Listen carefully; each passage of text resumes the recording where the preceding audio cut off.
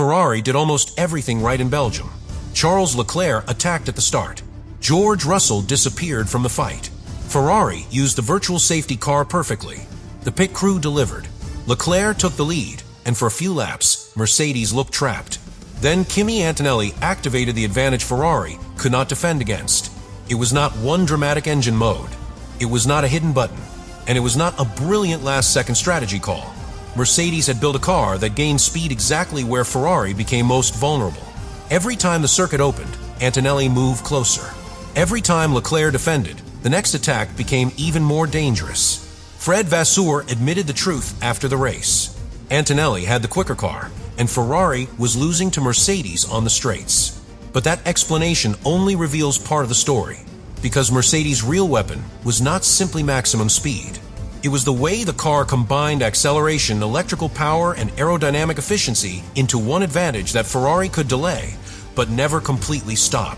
Subscribe to the channel, because the final detail explains why Ferrari's near victory was actually proof that Mercedes still held the decisive advantage. Spa-Francorchamps exposes cars. At some circuits, a team can hide a weakness behind slow corners, narrow sections, or clever positioning. A talented driver can protect the inside line and force a faster rival to wait.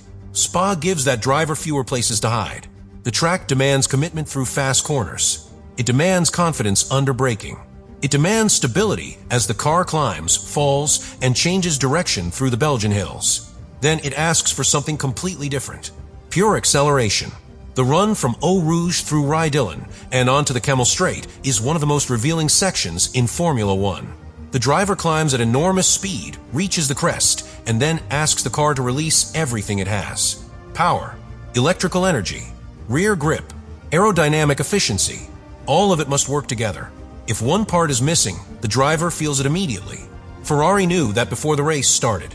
Fred Vasseur had already warned that tracks such as Silverstone and Spa would be difficult. Ferrari had improved the chassis. The upgrades were producing results.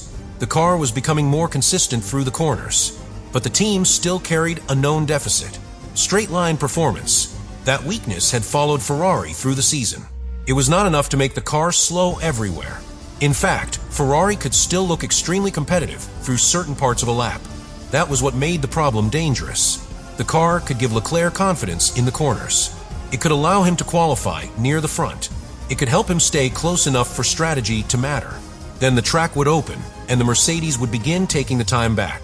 Ferrari arrived in Belgium knowing it might need an unusual race. It needed an aggressive start. It needed sharp execution. It needed every strategic opportunity. And almost immediately, the race began giving Ferrari exactly what it wanted. George Russell suffered a problem with boost and energy deployment as he exited the first corner. In simple terms, the Mercedes did not deliver its full acceleration when Russell expected it.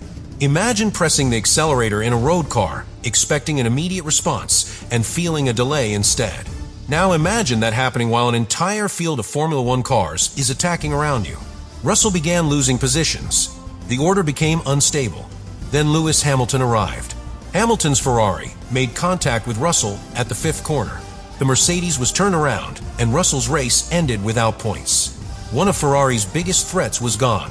Mercedes had lost half of its attacking force almost immediately. But Ferrari's opportunity did not depend only on Russell's retirement. Charles Leclerc had created his own opening. He attacked through Eau Rouge and passed Russell and Max Verstappen on the first lap. It was a bold move, but its importance went beyond the positions he gained. Leclerc placed himself directly behind Antonelli. Ferrari was no longer hoping for a chance. Ferrari was inside the fight. With Russell out, Mercedes could not divide its strategy between two cars. It could not use one driver to pressure Leclerc while the other protected the lead. Antonelli was alone at the front. That made Ferrari dangerous. Leclerc did not need to prove the Ferrari was faster everywhere. He only needed to stay close enough to create uncertainty, close enough to threaten an early pit stop, close enough to force Mercedes into reaction, close enough for one sudden interruption to change the race. Then the virtual safety car appeared. Every driver had to reduce speed.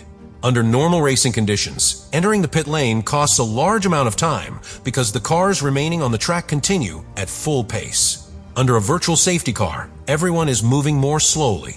That reduces the relative cost of stopping. Think of leaving a queue while everyone else is forced to walk. You still lose time, but not as much as you would if they were running. Ferrari saw the opportunity. Leclerc came into the pits at the right moment. The team executed the stop. When the race settled, Ferrari had gained the strategic advantage. Leclerc was leading. This was the scenario Ferrari needed. Russell was out. Antonelli was behind. Leclerc had clean air. The pit crew had done its job. The strategy team had taken control. And at one of the circuits Ferrari feared most, the red car was at the front. For a brief moment, it looked as though Ferrari had solved the problem. But strategy had not removed the Mercedes advantage. It had only placed that advantage behind Leclerc. Antonelli began the chase. At first, the gain did not look dramatic. A fraction of a second disappeared through one section. Another small piece vanished on the next lap. Leclerc remained competitive in the corners. Ferrari's chassis improvements helped him place the car accurately and maintain confidence through the faster sections. But every time the circuit opened, Antonelli moved closer. That was the first sign of Mercedes' real weapon. It was not one spectacular burst of speed. It was repetition. A small gain on one straight. Another gain under acceleration. A stronger exit from a corner. A more efficient release of electrical energy. Less resistance as the car continued building speed. One of those differences may appear harmless. Several of them, repeated lap after lap, become impossible to ignore. Leclerc had track position. Antonelli had time. And time was working for Mercedes. The closer Antonelli came, the more Leclerc had to think about defending.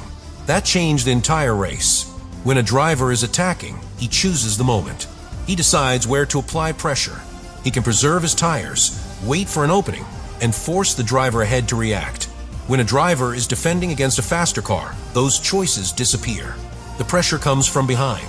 The rival decides where the threat appears. The driver in front begins reacting instead of controlling.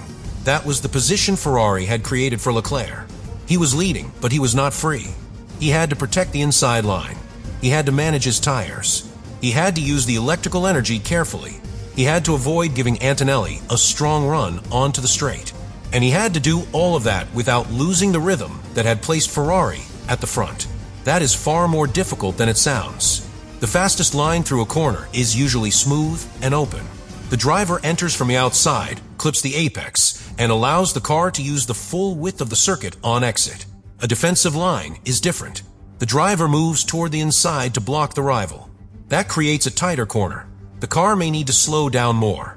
The tires are placed under greater stress. The exit becomes weaker. And a weaker exit is exactly what Leclerc could not afford against Mercedes. Every defensive decision risked helping Antonelli on the next straight.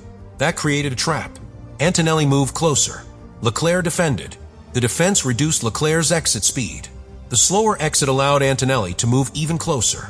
Then Leclerc had to defend again. Ferrari could delay the attack, but every delay carried a cost. This was not simply a battle between two drivers. It was a battle between track position and underlying performance. Ferrari had won the position through strategy. Mercedes was attacking it through speed, and Mercedes did not need to rush. Antonelli could remain patient. He could study the Ferrari. He could observe where Leclerc was strongest. He could watch where the rear tires began to slide. He could identify the exits where Ferrari struggled to place its power onto the circuit. A driver following closely is not only waiting. He is collecting information. He watches the braking points. He studies the defensive movements. He notices when the car ahead begins protecting a corner before the attack has even started. That psychological pressure matters. Leclerc knew the Mercedes was stronger on the straights. Antonelli knew Leclerc understood that. The threat alone could force Ferrari into a compromise. Antonelli could show the car toward one side, make Leclerc defend, then return to the ideal racing line. Even without completing the pass, he could make the Ferrari slower. This is where Mercedes' advantage became more than a number on a speed display.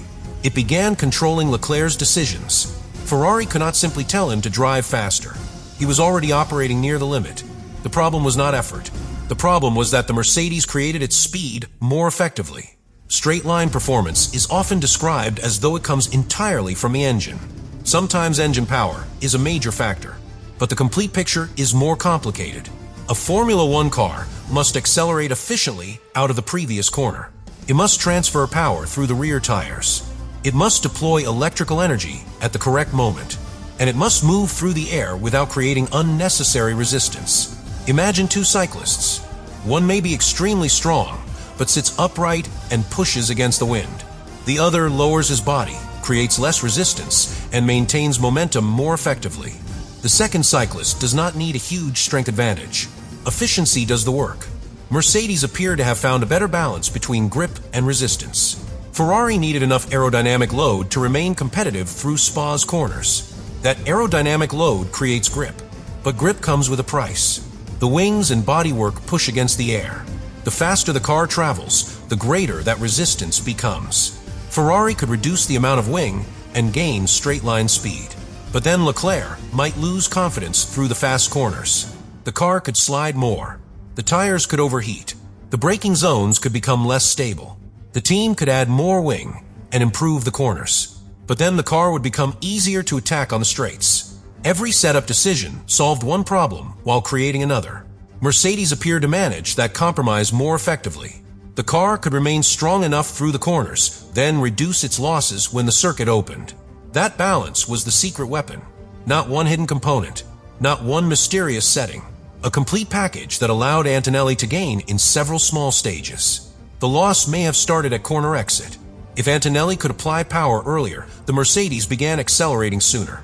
If the electrical system delivered energy more effectively, that gain continued. If the car produced less resistance, the advantage grew further. By the time Antonelli reached the braking zone, several small improvements had combined into one serious attacking opportunity. The pass itself was only the final image. The real damage had started several seconds earlier. Leclerc could defend the corner. He could not redesign the acceleration phase. He could choose where to position the car. He could not create speed that the Ferrari did not possess. And as Antonelli remained close, another problem began to appear. Tire pressure, not the air inside the tires. The physical stress created by repeated defense. Every time Leclerc moved away from the ideal line, the tires had to work harder. A tighter corner required more steering. A slower apex demanded stronger acceleration on exit. A small slide raised the surface temperature. One defensive lap may not cause serious damage. Several defensive laps can change the balance of the car. The tires become hotter. Grip begins to fall. The driver has to slow slightly more. The exit becomes weaker, and the Mercedes behind becomes even more dangerous. Once again, the problem feeds itself. Ferrari needed Leclerc to defend,